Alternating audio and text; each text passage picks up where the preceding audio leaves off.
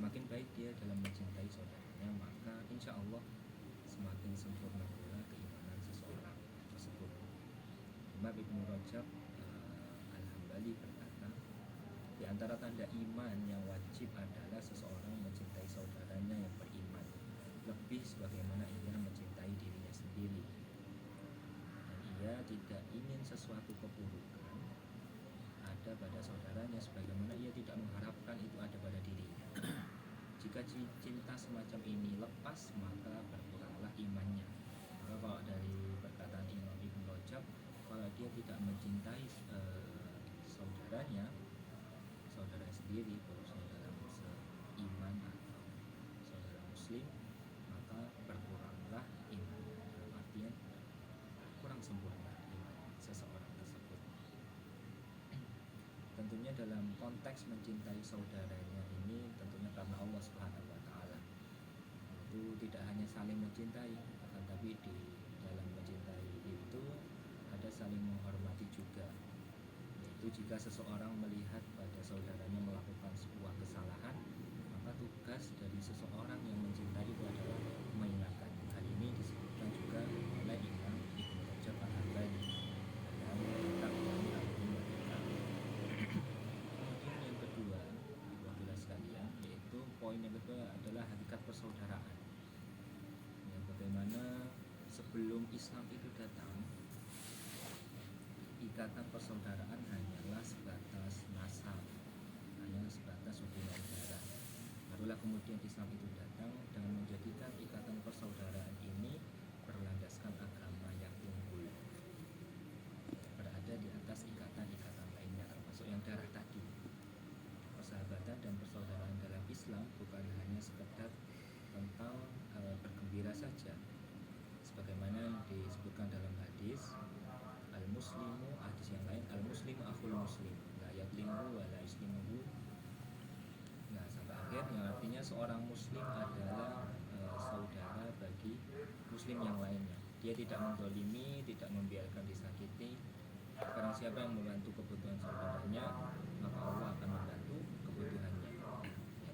Kalau kita mencoba untuk meringankan beban saudara kita, khususnya seorang muslim sama muslim, maka Allah akan membantu kebutuhan apa yang menjadi kebutuhan bagi diri kita.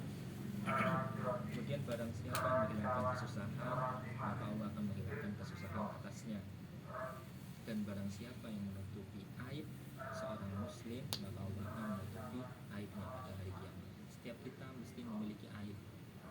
Kadang-kala kita mengetahui aib saudara kita, maka ketika kita mengetahui aib tersebut, karena aib itu adalah suatu keburukan dan saudara kita tidak mau aib tersebut tersebar luas, maka kita yang mengetahuinya sebisa mungkin untuk menutupnya.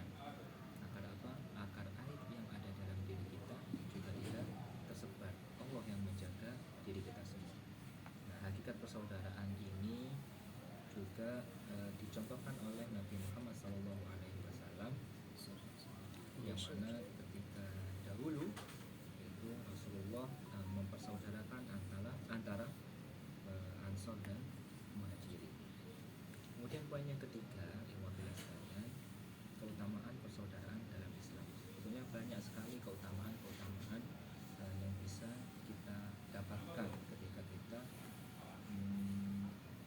mempererat persaudaraan kita, khususnya sama muslim. Tapi setidaknya ada 3. Yang pertama adalah dapat merasakan manisnya iman. Sebagaimana yang disabdakan oleh Nabi Muhammad SAW, salah satu makunna fihi wajadah halawatul iman. Ada 3 golongan yang dapat merasakan manisnya iman. Di antaranya orang yang mencintai Allah dan Rasulnya lebih dari mencintai dirinya sendiri. Kemudian yang kedua, mencintai seseorang karena Allah. Yang ketiga, dan ia benci kembali kepada kekafiran sebagaimana ia benci jika ia dicampakkan dalam api neraka. Hadis ini diriwayatkan oleh Imam Bukhari. Jadi kalau kita ingin merasakan manisnya iman, maka bisa kita rasakan dalam senantiasa mempererat persaudaraan sesama kita, sesama muslim. Kemudian keutamaan yang kedua, yaitu mendapatkan naungan ada naungan yang terbaik daripada naungan dari Allah Subhanahu wa taala. Sebagaimana yang disabdakan sebagaimana yang disebutkan dalam hadis ya yang diriwayatkan oleh Imam Muslim, di mana orang-orang yang artinya di mana orang-orang yang saling mencintai karenaku, yaitu karena Allah Subhanahu wa taala, maka hari ini aku akan menaungi mereka dengan naungan yang tidak ada naungan kecuali naungan. Jadi naungan yang terbaik adalah naungan dari Allah Subhanahu wa taala. Kalau kita ingin mendapatkan naungan tersebut, maka salah satu caranya adalah senantiasa mempererat tali persaudaraan kita, khususnya sama Muslim. Kemudian yang terakhir, keutamaan persaudaraan dalam Islam adalah bersaudara karena Allah Subhanahu wa taala adalah amal yang mulia dan akan mendekatkan seorang hamba dengan Allah. Kalau kita ingin mendapatkan rasa kedekatan kita dengan Allah Subhanahu wa taala, salah satu caranya adalah dengan mempererat tali persaudaraan. Sebagaimana yang disabdakan atau disebutkan dalam hadis disabdakan oleh Nabi Muhammad SAW, hendaklah kamu mencintai dan membenci karena Allah.